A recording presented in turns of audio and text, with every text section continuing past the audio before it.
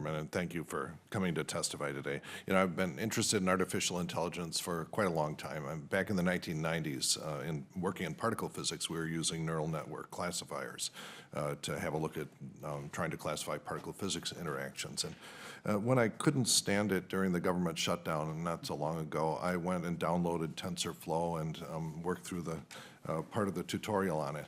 And you know, the algorithms are not so different than what we were using back in the 1990s, but the computing power difference is breathtaking. And I very much resonated with your comments on the huge increase in dedicated computer power for deep learning and similar. And that is likely to be transformative given the recent. And so that, you know, we have to think through that, because even with no new brilliant ideas on algorithms, there's going to be a huge leap forward. So thank you for that. That's a key observation here. You know, else in Congress, I'm the co-chair of the New Democrats Coalition on Future of Work Task Force, where we have been trying to think through what this means for the workplace of the future. And so I'd like to, Mr. Chairman, I'd like to submit for the record a white paper entitled Closing the Skills and Opportunity Gaps without objection. Without objection, so ordered.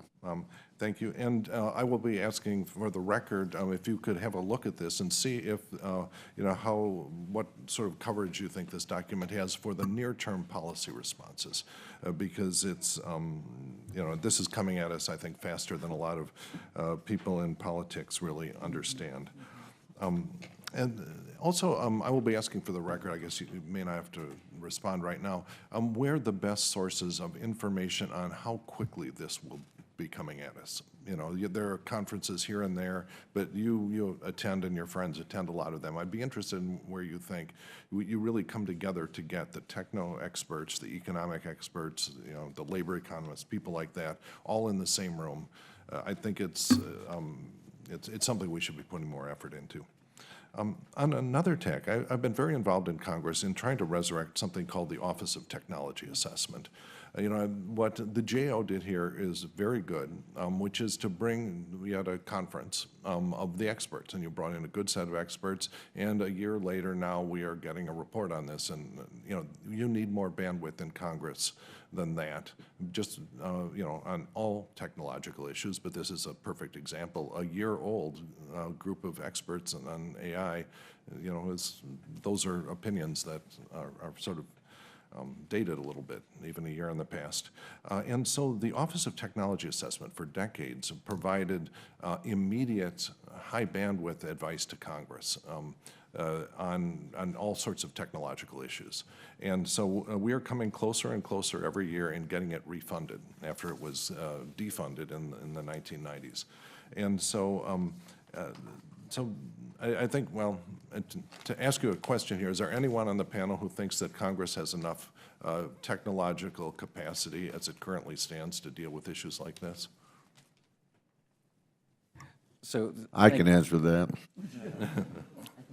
Yeah, no, it's a huge problem, and it's been aggravated by the fact that people have decided in their wisdom to cut back on the size and salaries available for congressional staff. One of the previous members who talked about the difficulty the federal government will have in getting real professionals, top-of-the-line professionals in here. You know, we're seeing members of Congress are willing to do anything but give them the salaries that will be necessary to actually compete for those jobs. Let's see, I am now to, let's see, Mr. Brockman, you had I would advocate everyone have a look at the reference 5, which is your malicious use of AI, your reference 5 in your testimony, which I stayed up way too late last night reading that, and it is real.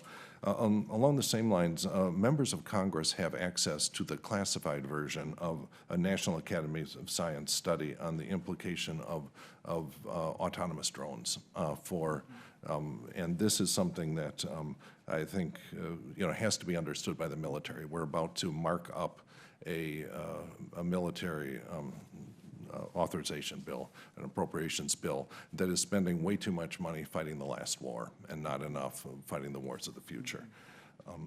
And then finally,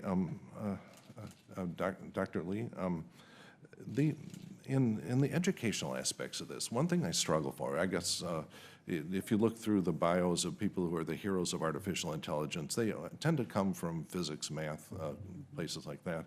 And in theoretical physics or mathematics, a huge fraction of the progress comes from a tiny fraction of people. It's just a historical truth. And I was wondering, is AI like that? Are there a small number of heroes that really do most of the work and everyone else sort of fills in the thing? So, like I said, Dr. Foster, AI is a very nascent field. So even though it is collecting a lot of enthusiasm worldwide, societally, as a science, it's still very young, and as a young science, it starts from a few people.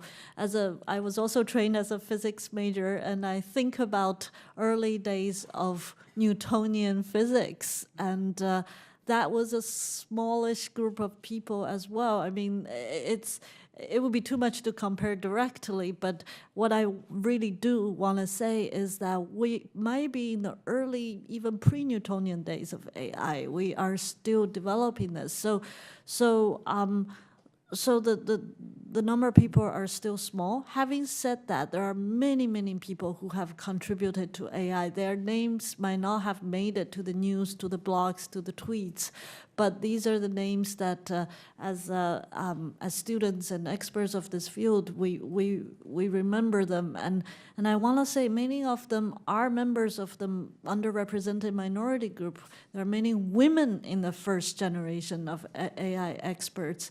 So we need when I to was, hear more from them. 2 or 3 clicks down in the references cited by your testimony, and you look at the papers there and the author lists, it's pretty clear that our dominance in AI is due to immigrants. Okay, and Dr. Lee, I suspect you might not have come to this country under the conditions that are now being proposed by our president. And so I won't ask you to answer that.